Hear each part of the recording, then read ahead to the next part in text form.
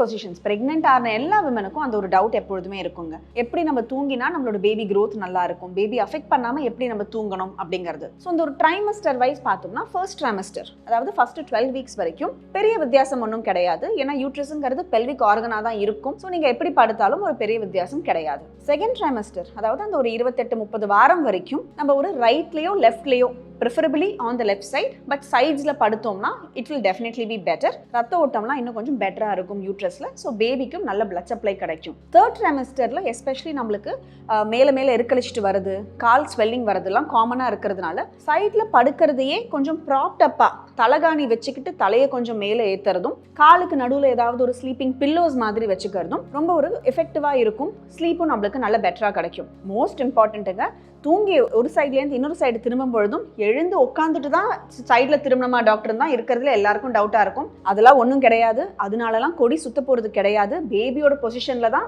கொடி சுற்றுறதெல்லாம் நடக்குமே தவிர நீங்கள் எப்படி படுக்கிறீங்கிறத வச்சு கொடி சுற்றுறது கிடையாது. ஸோ நிம்மதியாக எந்த சைடில் வேணாலும் படுத்து நல்லா தூங்குங்க. தூக்கம் தான் நம்மளுக்கு ப்ரெக்னன்சியில் ரொம்ப முக்கியம்.